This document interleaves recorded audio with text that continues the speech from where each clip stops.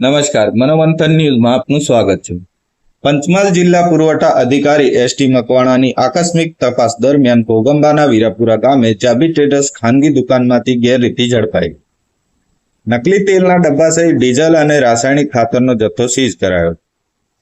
જિલ્લા પુરવઠા અધિકારી અને નાયબ કલેક્ટર પંચમહાલ ગોધરા અને તેઓની જિલ્લાની ટીમ દ્વારા ઘોગંબા તાલુકામાં આવેલ દુધાપુરા પાસે આવેલા વીરાપુરા ગામે આવેલ જાબી ટ્રેડર્સ નામની દુકાન પ્રોવિઝન સ્ટોર સિરાજ યુસુફ કેસરી જેમની ખાનગી દુકાનમાંથી આકસ્મિક તપાસણી કરતા ખાનગી દુકાનમાંથી અનઅધિકૃત રીતે સંગ્રહ કરેલ યુરિયા ખાતરની 50 કિલોની 39 બેગ 2850 કિલોગ્રામ જેની કિંમત 15,960 રૂપિયા, અનઅધિકૃત રીતે સંગ્રહ કરેલ ડીઝલ 180 લીટર જેની કિંમત 16,300 રૂપિયા અને અધિકૃત રીતે સંગ્રહ કરેલ ખાંડ 50 કિલોગ્રામની 15 બોરી 750 કિલોગ્રામ જેની કિંમત 36,750 રૂપિયા તેમજ આરતી અને રાણી લેબલવાળા કપાસિયા રિફાઇન્ડ ઓઇલના લેબલવાળા નકલી તેલના ડબ્બા 15 કિલોના ગ્રામના 39 ટીન 750 કિલોગ્રામ જેની કિંમત 61,450 રૂપિયા,